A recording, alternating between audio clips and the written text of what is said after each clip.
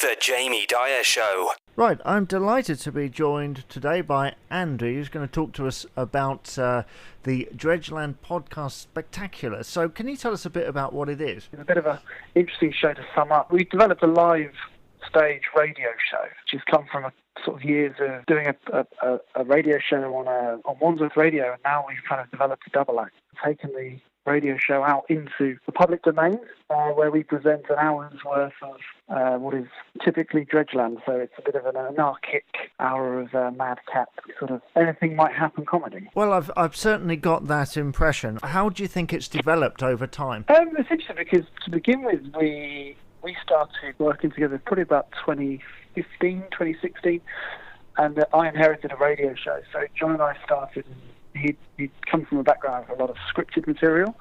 So we sort of delivered a 6 months or so of a quite a script-heavy radio show. And then that kind of came to an end, so we picked it back up again about 9 months later, and it's very much an improvised format. So it's gone from a sort of sketch-based, scripted thing to very much an improvised, with sort of almost like a magazine show with recurring features, and then that developed into the podcast.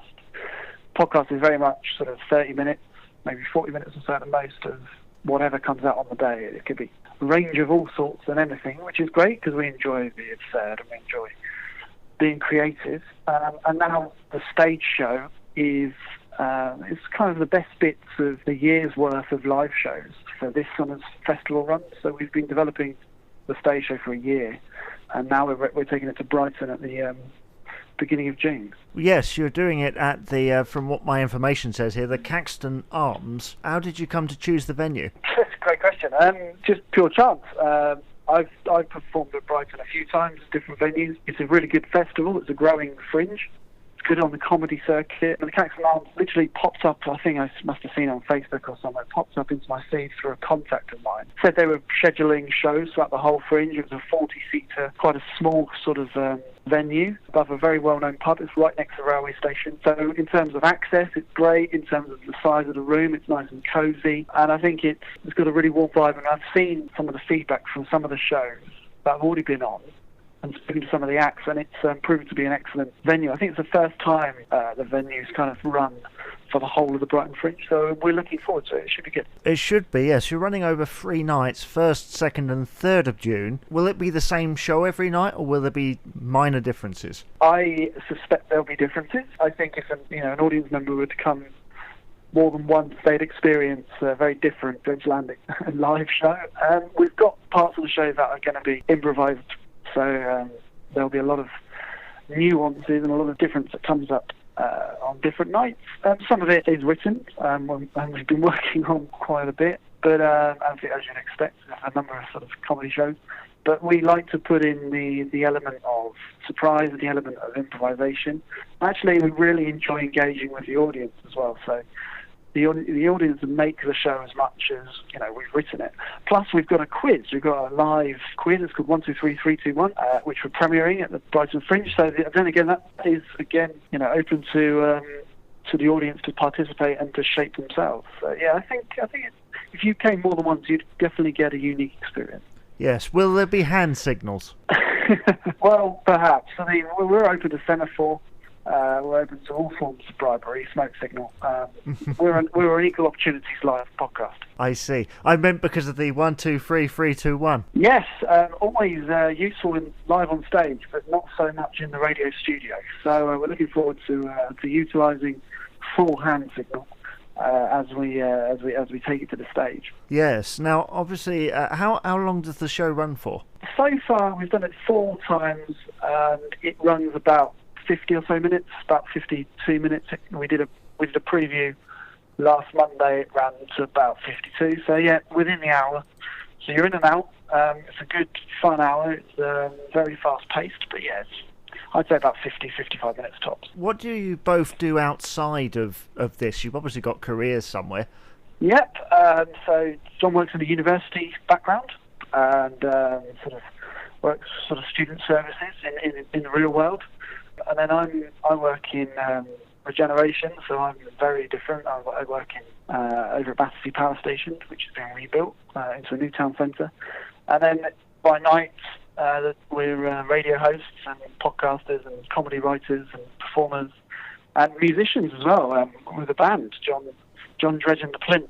So multi-talented or too busy, depending on your perspective. Well, no, you're keeping yourself in lots of different pies. Will there be any singing on your stage show? Oh, we couldn't possibly give it away, but I'd hope so.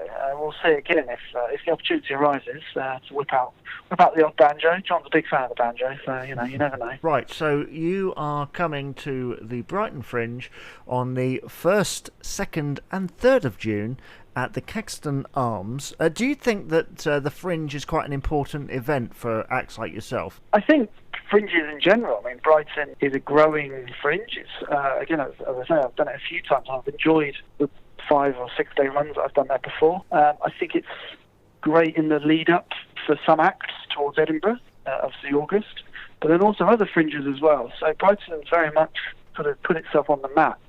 Obviously, people think of comedy festivals, they think of Edinburgh. But actually, you've also got sort of Liverpool, Nottingham, Leicester.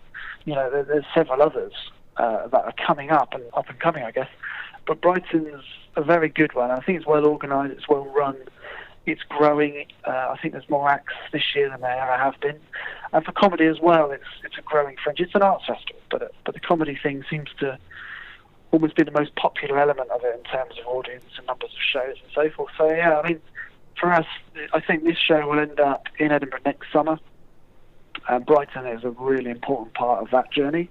It's going to be exciting to take it out of London and really go down the road to Brighton and Hove. Obviously, we broadcast on Hove FM, so each show is broadcast live on Hove FM, which is Hove's 3rd most popular radio station. So we're looking forward to sharing an audience in the Brighton and Hove area. Yeah, can you explain the Hove FM thing to me? Is that is that honestly a real station? Absolutely, yeah, Hove FM. So 95.3 FM, and we broadcast live. So each of those shows from Brighton Fringe will be live on Hove FM. People can get in touch at Hove FM Radio on Twitter. We broadcast our show on Hove FM as well. So it's got a wide gamut of presenters and output, but it's growing. It's emerging. Yes, so I've gathered. That's why that's why I asked. If people were a little bit kind of concerned about coming, weren't too keen, what would you say to them to get them to go? It's interesting because the people have reviewed our shows and our podcasts, and some people don't know what to make of it. Some people absolutely love it.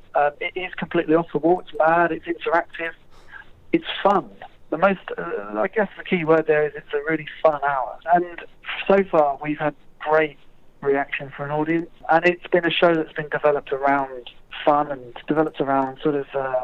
it's a bit of a mad hour. It's definitely not your sort of straight stand-up. It's very much a show that people can be involved in, being part of, rather than sort of a storytelling process or straight gags or whatever. But it's a show that's been written with a lot of humour, a lot of quick-witted humour, a lot of bizarre humour. If you're into, I don't know, the Goons show or Boosh or the Dangerous Brothers, Rick and Aid, and the Young Ones and Python, then DredgeLand's right up your street, I'd say. Well, hopefully you'll have a full house for that. And thank you so much, Andy, for coming on today and talking to us about this. And all the best for your run of shows as well. Yeah, thank you. If people want to get more information, it's DredgeLand.com. Our gig listings are there. If you've got the Brighton Fringe app, you can search for DredgeLand, and on Twitter we're at DredgeLand. But no, I really appreciate your time. Thanks very much. The Jamie Dyer Show.